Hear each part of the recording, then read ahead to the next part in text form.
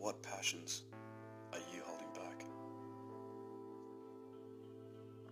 Social pressures from friends and family and financial pressures on our ability to live can have a disastrous effect on following our true paths in life. We often neglect what we are inspired to do in life by constraints of negative people, and most often these are the people we would expect to rely on the most for support. We also neglect what we would like to do by the financial constraints of work and earning a living. There are so many people who set aside what they would like to do, either because they are too busy or too afraid of what other people think.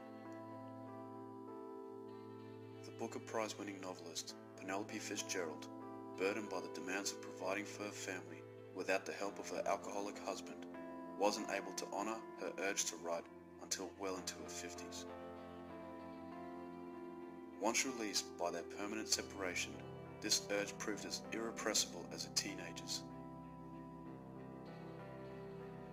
Over the last 20 years of her life, she published 12 novels, and before her recent death at 80, she was widely considered at the top of her game.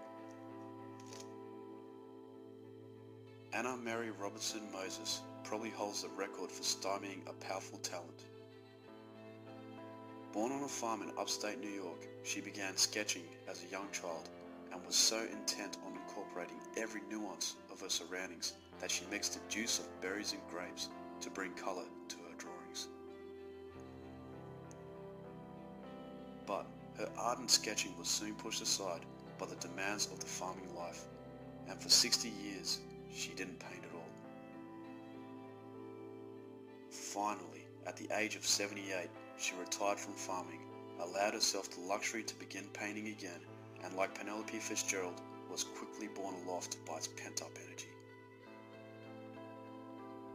By the time of her death, 23 years later, she had painted thousands of scenes remembered from her childhood, exhibited her pictures in 15 solo exhibitions, and became known around the world as the artist Grandma Moses.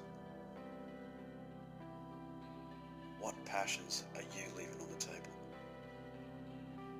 What is it that you are drawn to that you have turned away from by the pressures of society and life?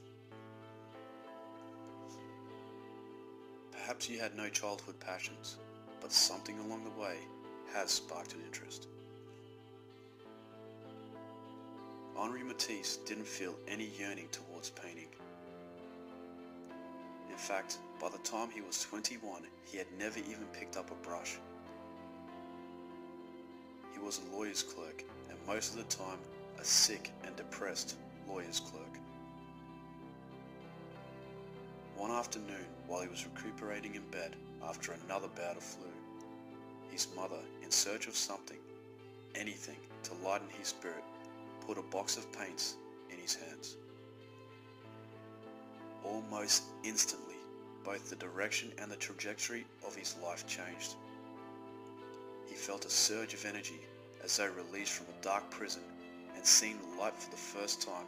Feverishly studying how to paint manuals, Matisse filled his days with painting and drawing. Just 4 years later, he was studying under the master Gustave Moreau. He died at the age of 84 and was widely regarded, along with Pablo Picasso, as one of the artists who led the revolution of modern art in the 20th century. Again, I ask you, what passions are you leaving on the table?